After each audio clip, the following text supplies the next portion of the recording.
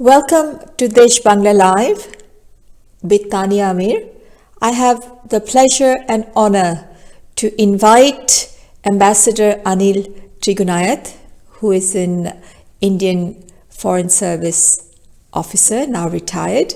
He served in Jordan, Libya, and Malta as ambassador, and during a short time, he was also at the Bangladesh mission in Dhaka.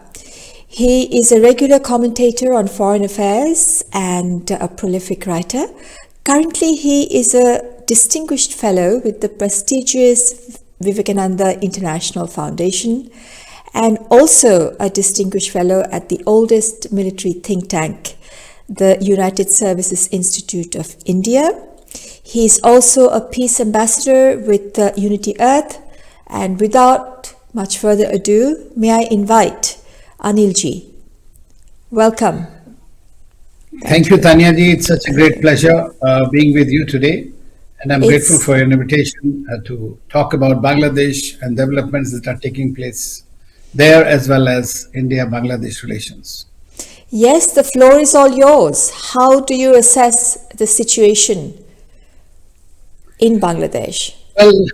Well, Tania ji, I have served there from 1986 to 89, which was also a very difficult period, especially for India-Bangladesh relations during General Irshad's time, if you will recall. Then I have been visiting Bangladesh, participating in conferences. I have a very large number of friends in Bangladesh, and therefore, naturally, like every Indian, we also want Bangladesh to succeed, to prosper, and our Bangladeshi brothers and sisters to do well.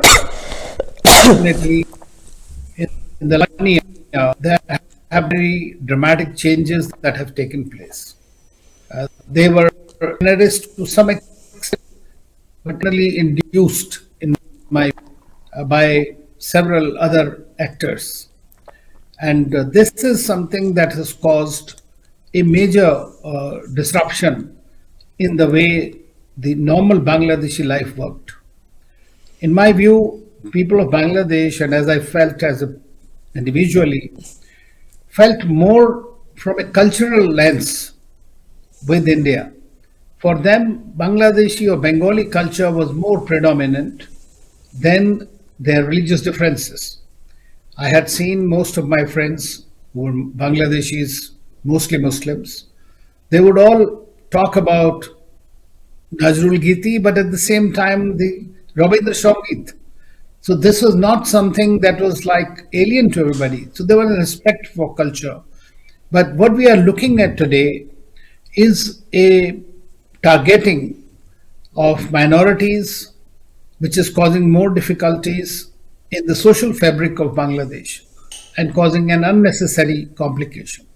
The current government of Mr. Yunus has not been able to control the situation, or has maybe indirectly, by not being vocal about it, has allowed the social disruption to take place.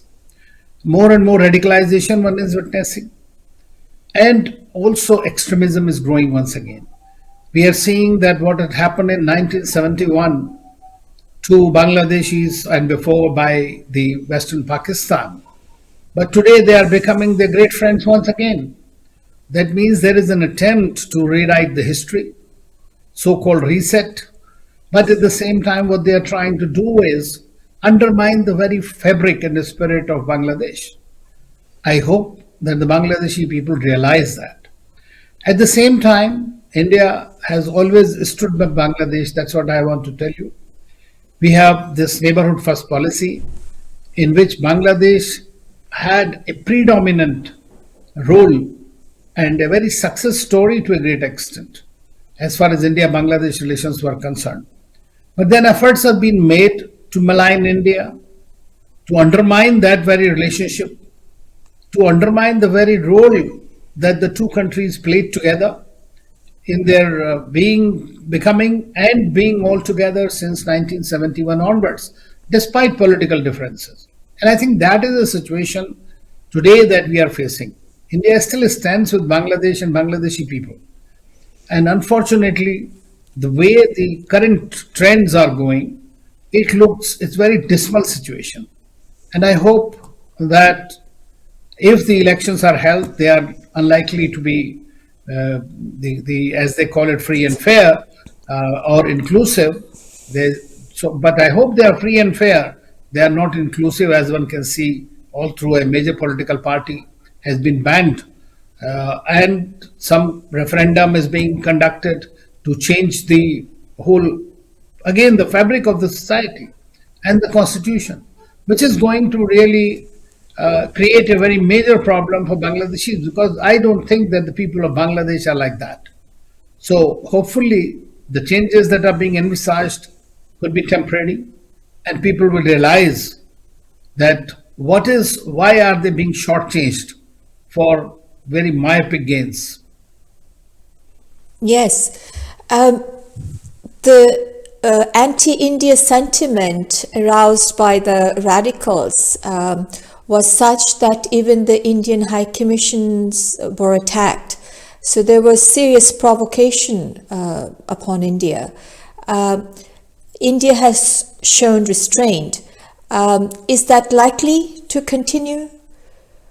How do I you hope see? so. I mean, yes, that is, you are right. I mean, I remember not only now, in the 86 to 89 period when I was there, very often the politically perpetrated people would come and throw these Molotov cocktails.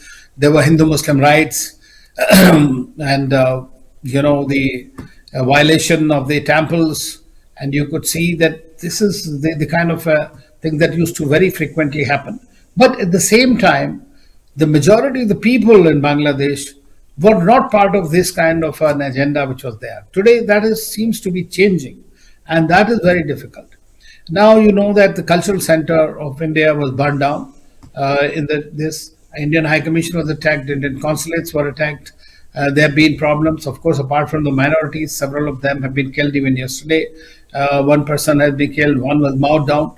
So this is also very intentional, and that is also driven by a radicalization and extremism and certain groups that have always stood for that kind of a thing against India and against the minorities.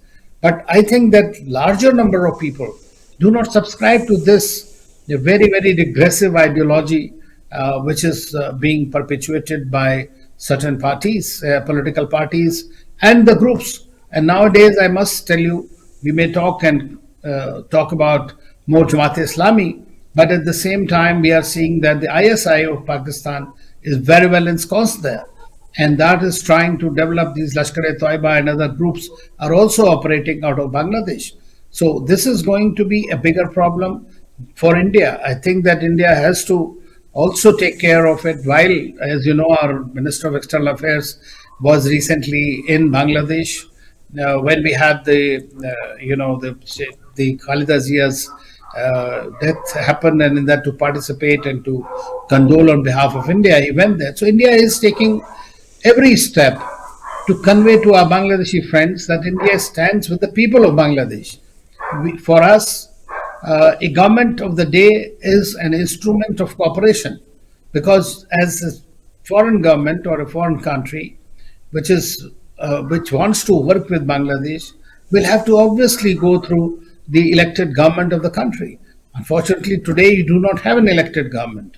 You have an interim government about which also there are legal opinions that it is an illegal or not legitimate as per the constitution of Bangladesh. So that is a major problem that's happening. But India is maintaining a strategic restraint, and there is no doubt about it. It's a very interesting comparison you draw from the time when you're in Bangladesh during a tenure also when we did not have an elected government. So it is a very interesting similarity. It seems that whenever Bangladesh does not have an elected government, where the government does not have mandate from the people, they tend to rely upon the extremist elements in order to sustain themselves in power. Would you tend to agree with that? It appears so, Tanyaji. What you are saying appears to be very correct. I mean, in fact, that creates a certain kind of a distraction for the people, and that distraction tends to serve the interests of the people in power. That is what they try to do. The more the conflicts, the more the differences, the more violence, it gives them the sort of raison d'etre to continue and saying that, because the situation is like this, we must continue to be like that. Whether it was General Shah's time or it is now under Dr. Yunus, the effort is not being made to create that kind of cohesiveness or bring the people who are, I mean, it is not that everybody is doing it, but those people who are doing it, they must be brought to justice somehow, at least overtly. But that is precisely the problem which is not happening there. Yes, the elements who are terrorists, who are rapists, extremists, who were convicted and were languishing in jail, the first thing Dr. Yunus did was to release them, which is kind of a confront upon the judiciary itself, because they were convicted prisoners.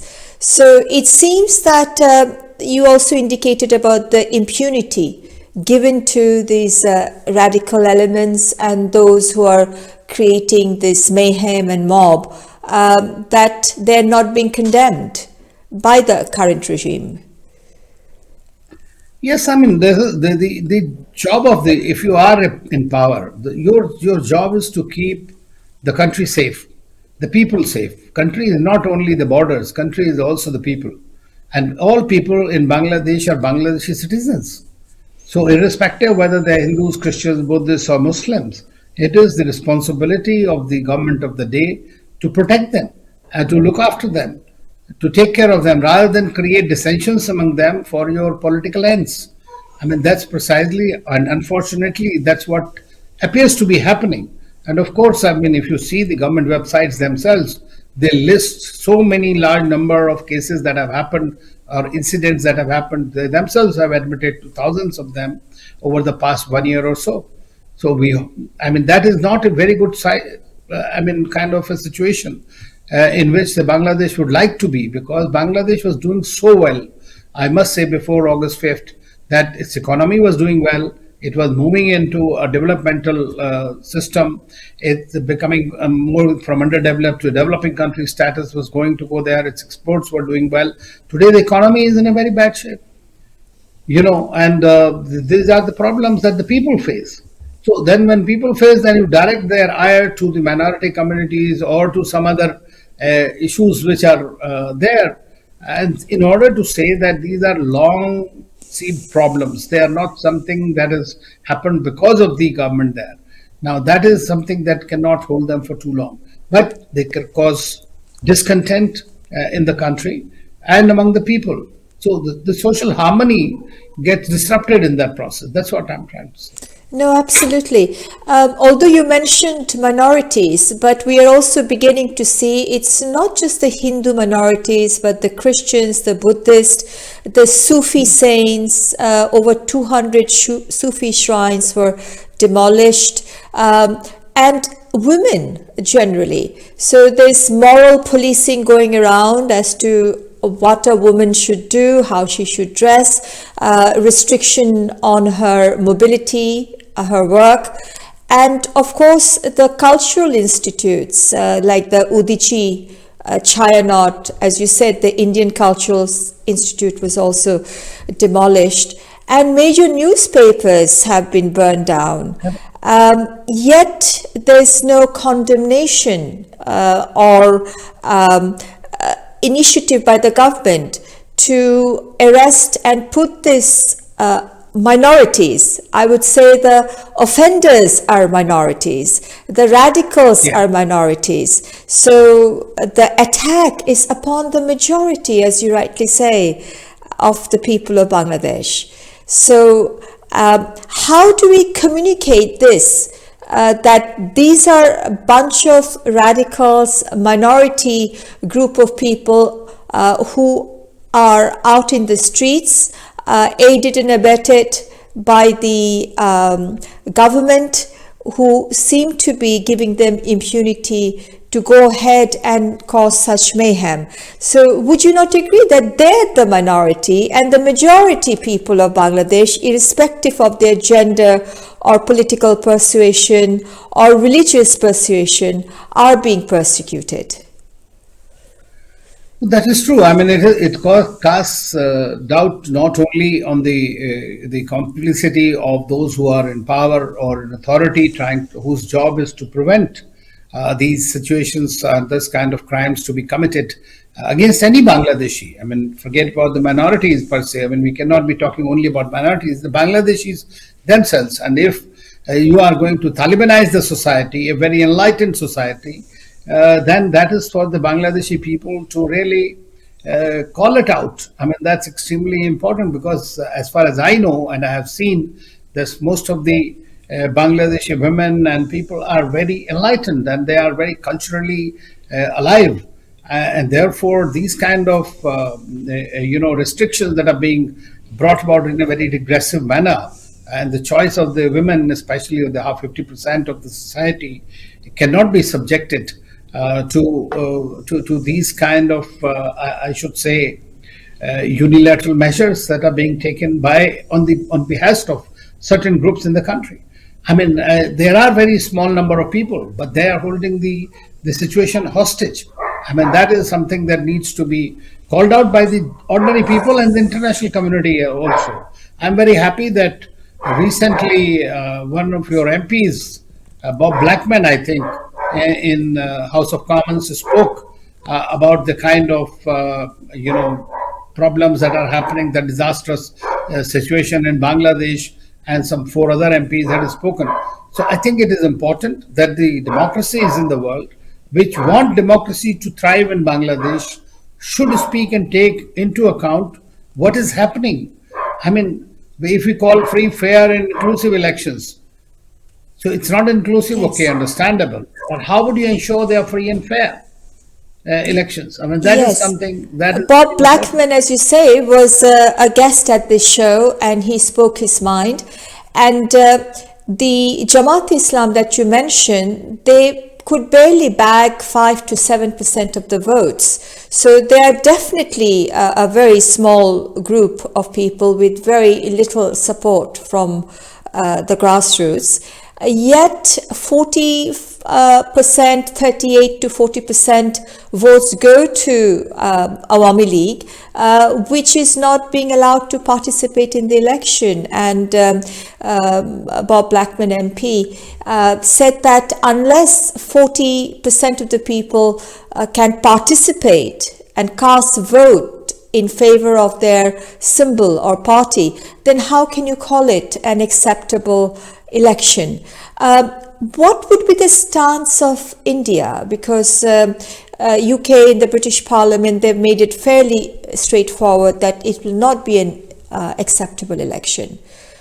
Has India taken a stand on this? I mean, I don't know what the Britishers are going to do at the end of the day, because it is their great friends, the Americans, who have played a big role in destabilizing Bangladesh in recent times. There is no doubt about it also.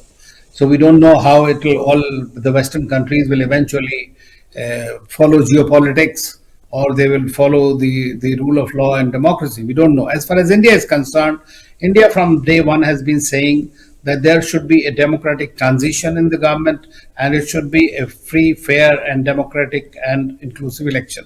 That has been India's position all along. But at the end of the day, this is for the people of Bangladesh to decide what do they want. You know, this is also, unfortunately, the democracy gets hit in the process when the quest of power takes place among various personalities. And that has been, unfortunately, the history in Bangladesh off and on.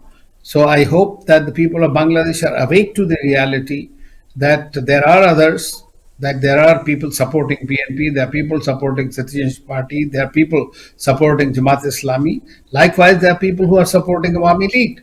So everybody should have a chance. And if you are going to have a national government, as there are reports, in that case, national government minus a 30 or 40% representation of the people would really not be a successful experiment going forward. And that will once again bring about instability and structural issues in the Bangladesh democratic system. Absolutely. You said it is for the people of Bangladesh to decide, yet 38 to 40% of the people who usually vote for the symbol of Awami League are not going to able to give their preference. On the issue of the referendum, there are 30 odd issues on the July Charter, which is not annexed to the ballot paper. The literacy rate is not very high. How will the people know what is the referendum? So one issue is that how do the people decide when 38 to 40% of the voters are not given a choice? And secondly, on the question of referendum, how do the people of Bangladesh make a choice on a referendum issue spanning over 30 items? None of that is attached to the ballot paper. So is it kind of a sham upon the people? Well, it is sham and a very dysfunctional one at that. The problem is that I met Ali Riaz also when he was the chair of this committee and was working on it. I think they all worked in whatever good faith you can say, all these brought in from the United States and all. But at the same time, the government, this is essentially not even permissible by a transitory government at this stage. It should be the job of the parliament. Essentially, once the elected parliament is there, they could call for a referendum. Rather than holding it at this stage along with the elections, that will serve no purpose. And you rightly said that if the electorate or the people of Bangladesh are not informed about it, what exactly it entails, merely saying yes, no, it's like putting your stamp on any of the symbol, or for any political party without knowing for what they stand for in any democracy. That is something I believe is not going to serve the people of Bangladesh in the long run, and it has the capacity to the constitution in a way that might completely change the fabric of Bangladeshi constitution. That's also quite possible. So it should be debated. There are systems whereby things are debated, and then you have the referendum. Yes, you do the referendum. Absolutely. You can always do it. We've done the studies.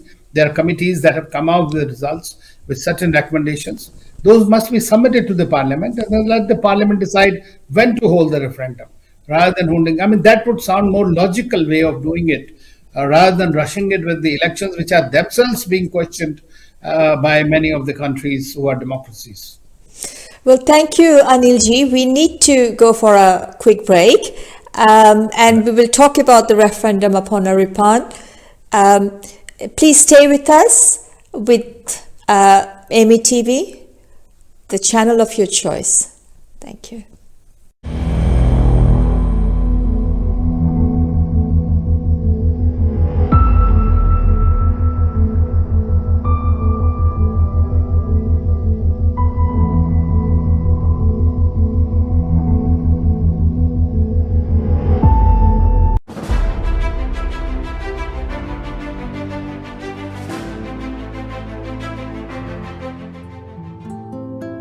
पहले मैं ऐसी दिखती थी 3 साल पहले। अब इस बीमारी के बाद से एकदम मैं ऐसी हो गई हूँ। पहले मेरी बच्ची बहुत सुंदर और हंसमुख थी। वक्त उसकी खूबसूरती को मिटा गया। दीपा की दोनों किडनियां खराब हो गईं। डायलिसिस पे मेरी तबीयत हर बार बिगड़ती है, पानी भी नहीं पी पाती हूँ। डॉक्टर ने कहा है कि आप जल्द से जल्द ट्रांसप्लांट करा लीजिए, वरना आपके साथ कुछ भी प्रॉब्लम हो सकती है आगे, शायद आप ट्रांसप्लांट के भी लायक ना रहें। किडनी की बीमारी का असर धीरे धीरे लीवर पर भी होने लगा। 10 लाख रुपए बताए हैं। एक ही दुकान है छोटी सी किराए की, जिस पे प्रसाद बेचते हैं। जो कमाई होती है उससे घर चलता है मुश्किल से। काफ़ी कर्जा भी कर लिया है। मैं अपनी किडनी दूंगी अपनी बच्ची को, मैं चाहती हूँ आप लोग मेरी मदद करें और ताकि मेरे को एक नया जीवन मिले, मैं अच्छी लाइफ जी सकूँ।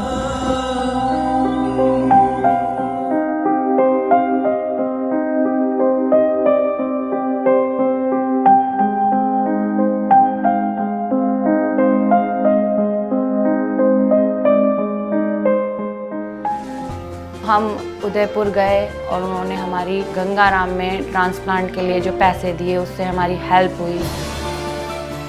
किडनी देने के लिए डॉक्टर ने बोला, मेरे मन में जरा भी कुछ नहीं आया। बच्चे को जीवन मिल रहा है माँ से तो कोई बुरी बात नहीं है। अब मुझे अपनी लाइफ में मौका मिला है कि मैं जो भी मैंने स्टडी की है उसका मैं फ़ायदा उठा सकूं। अब मैं जॉब भी कर सकती हूँ और अपने लिए कुछ काम भी कर सकती हूँ। दीपा की गुम होती खुशियाँ वापस लौट आईं। मेरी बच्ची को नया जीवन मिल गया है और उससे मैं बहुत खुश हूँ और अब हम माँ बेटी बिल्कुल ठीक हैं।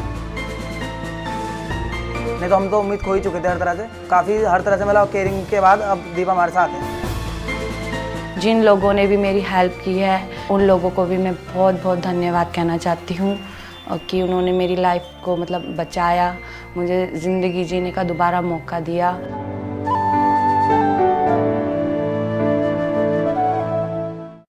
हमारा नाम अंजनेल है, हमारा डिस्ट्रिक्ट महबूब नगर तेलंगाना।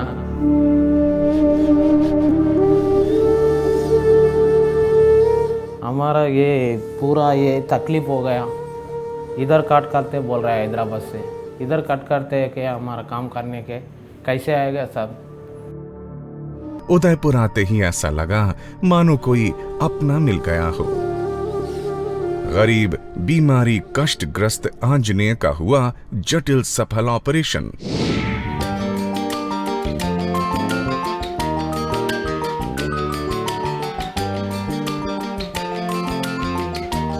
हमारा ये बीमार है, हमारा को इतना मोटा पैर है सर, इतना बीमार रहते वो निकल गया।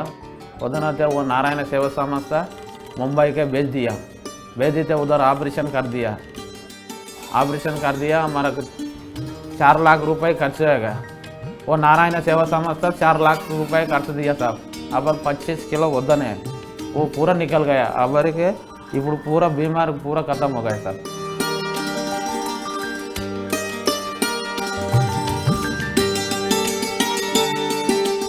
हस्बैंड पैर अंजनेलू, इतना पैर मोटा है, मुंबई से ऑपरेशन काट दिया।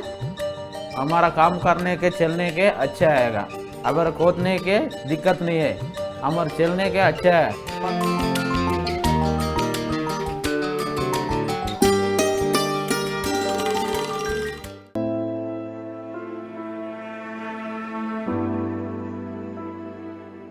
मेरे बच्ची के बचपन से समस्या है कि ये सुन नहीं पाती है, तो 5 साल पहले इसका ऑपरेशन हुआ था कोक्लियर इम्प्लांट नाम का।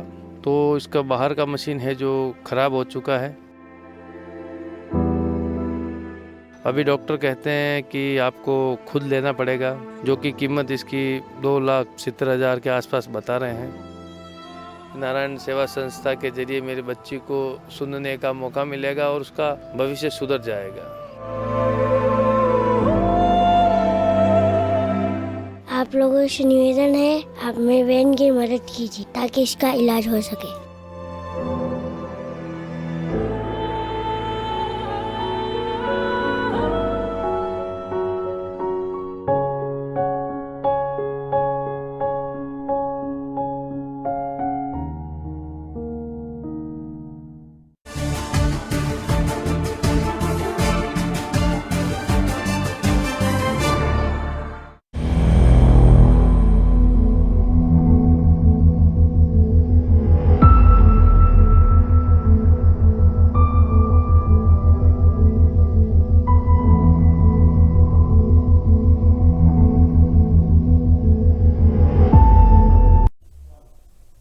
Thank you for remaining with us. We were having a very interesting conversation with Ambassador Anil ji. Welcome back. Before the break, we were talking about the referendum, and the referendum is a culmination of this Constitutional Reform Commission.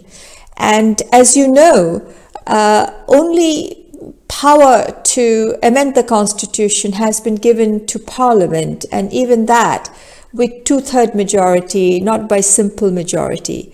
So this exercise to amend the constitution by the current interim government, which is of course unelected, no power has been given to any government to amend the constitution at all, leave alone an unelected government.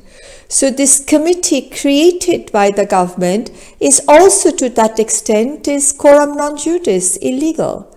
And you said you had spoken to Mr. Ali Riaz, who was the chairperson of this constitutional reform committee.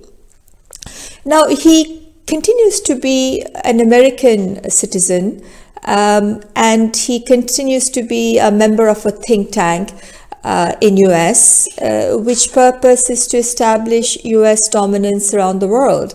So how is he qualified, or is there a conflict of interest? I know you sit in a number of different think tanks. What's your view on it? Well, I think that, if there is some expertise and the government of the day or any think tank wishes to utilize, they would like to bring them. But they could be as external advisors in a way, rather than chairing the committees themselves. That is very rarely that happens. But then Dr. Yunus does a lot of things in very unorthodox manner. That's precisely the people he thought, because he's himself been in the US, knows people there. So many foundations there supported him. So he's been supported by several people in the United States as well. So he obviously brings those people, Bangladeshis, who have done well outside, who are in the know of things, and he thinks that they can provide some kind of a thing. So I cannot comment on his qualifications or even intent as far as Bangladesh, because he is originally a Bangladeshi. So, but at the same, that's what he projected to me. And so whatever be their interest, but the legality of the whole thing is absolutely essential. Whatever you do today must be able to be held in the court of law. Whatever this government does, it's absolutely imperative, because nobody permanently lives in the security of the seat that they occupy at a particular time. They all eventually become answerable to the law. And in Bangladesh's constitution, there is no provision for these kind of referendums to take place. So in a certain way, you can look at this referendum, not only the referendum, but these committees that have been set up could be an advisory committee. He himself calls himself as the chief advisor. So everything else is advisory only. There is you can't take it as a committee whose remit or recommendations are going to be final. And if at all, even if, let's say, theoretically, you presume that they are, and you are a lawyer yourself, so I will not argue in that sense. But even if let's presume that this was done all in good faith and there are recommendations, good or bad, there is a way to do it. These have to be submitted to the parliament of the day, whichever is going to be after the elections of February 12th, if they happen. And then the parliament committees will vet them. There would be parliamentary committees which will vet them, and then they could decide whether to hold a referendum on those issues or not.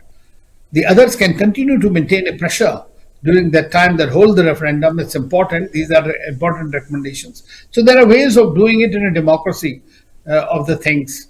And I'm not aware if he's pursuing the agenda of his think tank, as you mentioned, but that's precisely what most of them try to do. There is obviously a conflict of interest, as you rightly say. In addition to that, and most importantly perhaps, is that this is totally ultra vires to the Constitution. There's no provision in the Constitution for a referendum. In order to bring about that provision in the Constitution, Parliament will have to amend the Constitution by two-thirds majority, and only then a referendum can be held. Now, the other peculiar situation with this proposed referendum is that it is not binding any government. So it's not Yunus regime that is taking the mandate from the people, nor can a mandate be given to a future government because the future government hasn't taken oath. It doesn't exist. Correct. So who is this referendum for? Who does it bind? What is very peculiar that they have passed an ordinance, and in that ordinance they are trying to bind future members of parliament. Now the cardinal principle of parliamentary democracy is that you cannot bind the hands of future parliament. So it's not worth the piece of paper it's written on, because they're purporting to bind future MPs that they must implement these 30 or 48 issues in the July Charter, which is part of the recommendation of this committee. So the whole thing from a legal perspective is absolutely non-est. It doesn't make sense at all. So that is what they're going ahead with. And you indicated before the break that perhaps there would be a national government. Do you anticipate that this election, therefore, is kind of an eyewash? So whoever wins or loses, it doesn't matter. There's going to be a national government.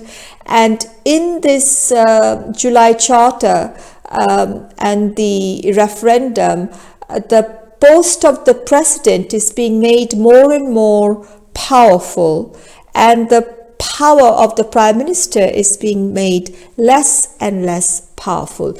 Do you anticipate, as the rumors in the grapevine, that perhaps Dr. Yunus has his eyes on the post of the president and create a national government, so the election is neither here nor there?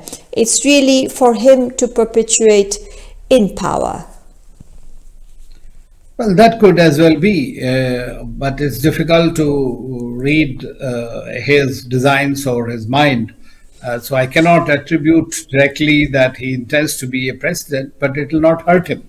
I'm quite sure that if he gets a chance, he will become the president, although he told in recent times that he would not like to continue beyond this after the elections are held. That's his public posturing. But one doesn't know. Given a chance, I'm quite sure he'll be happy to do so. And that's why, I think that the Citizens Party, the Awami League, and the Jamaat Islami and everybody else are also finding certain kind of an accommodation. They need a president, and if Dr. Yunus becomes available, I'm quite sure, and they are all on the same page, that will happen. But at the same time, we should not forget that before the elections, things are very different. After the elections, it will be very different. Depending on which party comes to power, then the sharing of or diminution of the powers of the Prime Minister, or changing the complete nature of the Constitution as far as the distribution of powers is concerned, I think will once again be a very cantankerous process. And it will be very difficult. So that might be the wish or a design through the committee of the reforms committees. But at the same time, those recommendations, in my view, irrespective of the fact that this referendum will go through or not, would be questionable. And I doubt very much. But Bangladesh is also very, very highly educated, intellectual, and the good lawyers like yourself who will be questioning once the systems are in place. Today, the judiciary are at the mercy, but it will rise once the systems are in place. And they will be also wetting it. So I think that it'll depend at that stage as to what happened was right or not. But of course, from prima facie, looking at the way things are or the way they have been advanced, essentially, these committees were set up to buy time to hold the elections. That the results of the committee will come out, the recommendations will come out, then we will do it. And then there was pressure. And that's why this all was pushed. And then finally, they want to adopt them through this kind of a referendum. So if the referendum is going to be legal, there could be anybody could go to the court and call it out. Then what do you do in that case? So these are all subject to, I think, judicial review eventually. in my view, and of course, Parliament will take a call once it is constituted. Yes, what is interesting is that post-election, Dr. Yunus's press secretary, his office, has said that he has planned a visit, an official visit to Japan. So, although post-election, in the normal course of events, there is no role for Dr. Yunus. Yet, his visit to Japan is confirmed. Invitations have come, and he will be traveling there in his official capacity. That is rather odd, do you not think so? Unless he has plans to have a role in the government post-election. I don't know really what is the dates of his visit. Really, I mean, I'm hearing from you. I'm not aware about the dates. 2026. In March. So let us see that by then the elections are held, and the Prime Minister takes over. At that time, of course, he could go as a Nobel laureate and not in his official capacity. Yes, except the invitations and the correspondence is all in official capacity, yes. Which is I mean, then whoever the strange. president of the day might go. Yes, so This could yet be to his see. name at this time. Yes. Yet to see, but so far his press office have said that he will be taking this trip to Japan, which gives sail to the wind of what you also mentioned before the break, that perhaps a national government and Dr. Yunus could find himself in the post of the president. So these are issues that Bangladesh is grappling with. You are right. I mean, this also can be construed as his confidence and continuation in his post in one way or the other. Correct. So once the elections, if at all, goes ahead on time, one of the understanding or the India's interest is, of course, not to use the territory of Bangladesh for terrorism. Now, if there were to be a national government, and if Jamaat has a role, in particular, if they take the post of the Home Office, the Home Ministry, even if Tariq Zia were to become the Prime Minister, to what degree would he be accountable if the territory of Bangladesh is used for extremism or terrorist purposes? And he may well say that, I don't have much control over that, because that ministry is looked after by Jamaat Islam. Well, I think that's a real threat and concern for India, because the biggest concern, in accordance with our non-reciprocal neighbor first policy, has been that India will provide all assistance, everything possible to our neighbors, and only request to them is that their territory is not used to undermine India's interests and these kind of terror activities or terrorists or extremists that we had seen before 10-15 years would continue. So this time now, as the things stand, we can only hope at this stage that the Bangladesh will take care of it. But I'm not very hopeful, because in the meantime, there's another factor that has come in. Whether Jamaat Islami does it or does not do it, there are others also, like Pakistan, for example, is very happy about the development. They were not happy that the Bangladesh was progressing, frankly. And now the ISI, which is always working, it has created, and they are, in as many words they have said it, is the alacrity, what has happened, that they have control over there. So they will definitely bring these Lashkar groups and others, and India's northeast would be definitely in a spiral. So we'll have to protect our territories. We'll have to prevail upon the government of Bangladesh to take care of, because at the end of the day, Tania ji, terrorism does not only hurt the person you are directed against. Eventually, it's going to also hurt you and your country as well. So therefore, it will be in their own interest to do so. They might try to create these kinds of stunts, creating policies or some kind of a groups they might support to destabilize certain parts in the border areas. But then I think that India is well versed and confident to be able to take care of it. I'm sure about that, but these are probabilities and possibilities which is one cannot shut their eyes to it. So what measures, if any, that can be taken? And as you rightly said, this is in the interest of the people of Bangladesh, and a legitimate government would also not want anything like that.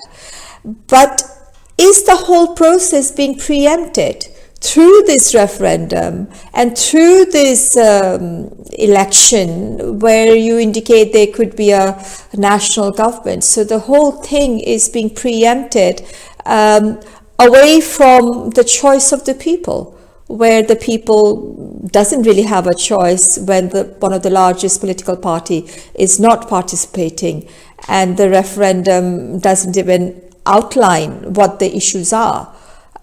So what choice do the people have? And well, I think at the end of the day, Tania ji, we should not underestimate the will of the people. You know, in Bangladesh, we have seen again and again, people have risen against these kind of excesses that have been carried out by any government of the day. I mean, this is not first time what happened now.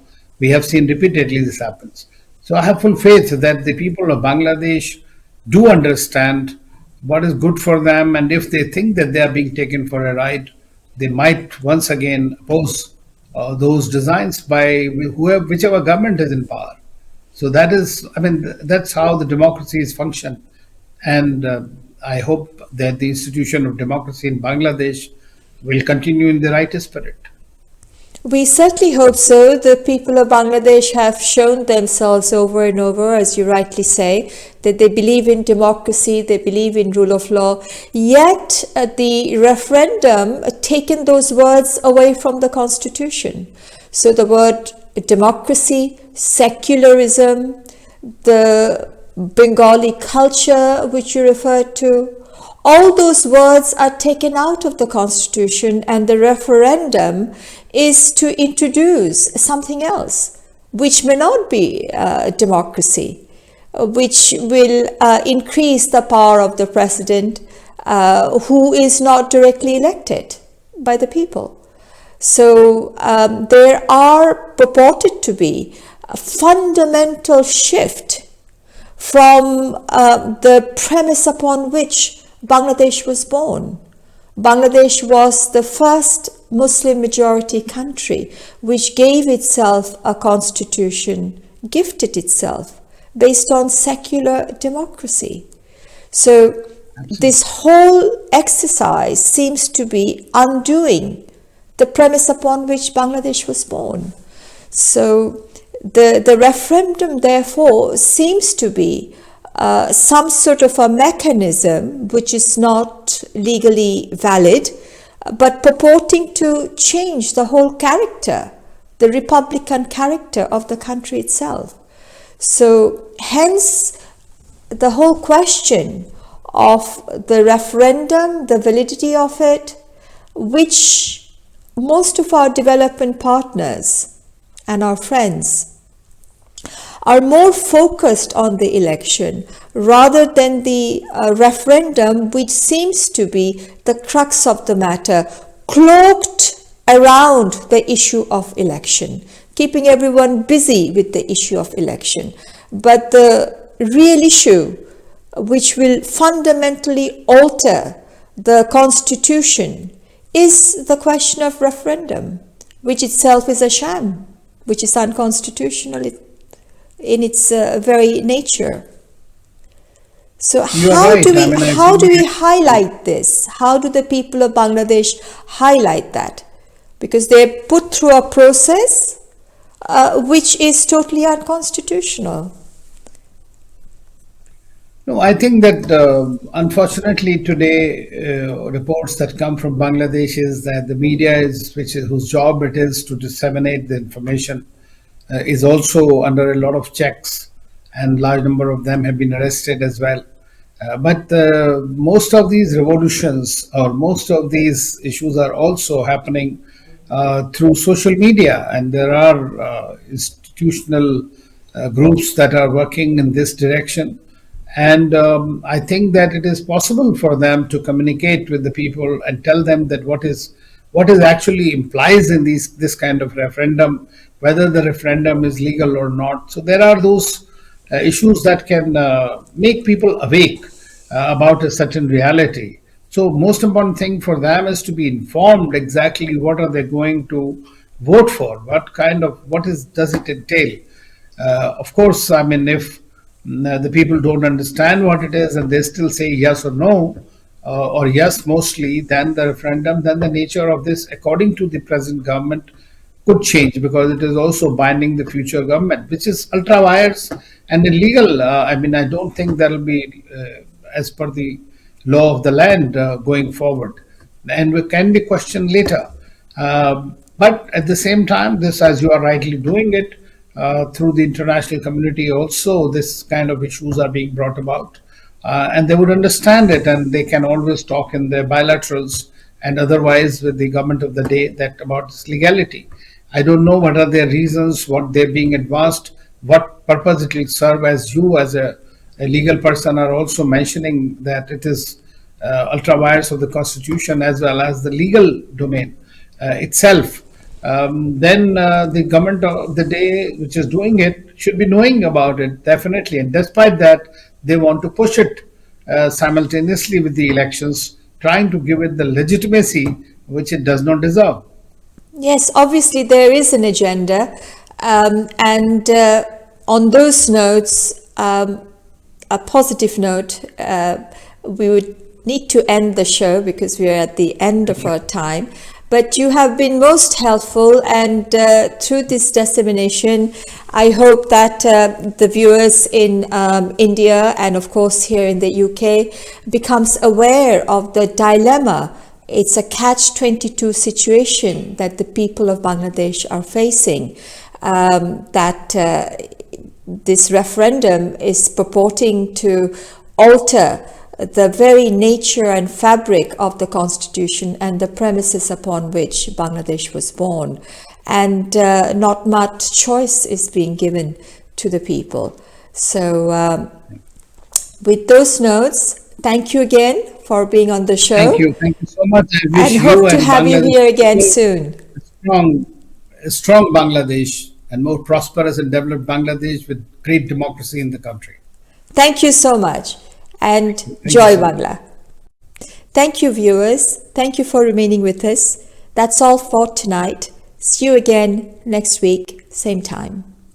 Good night.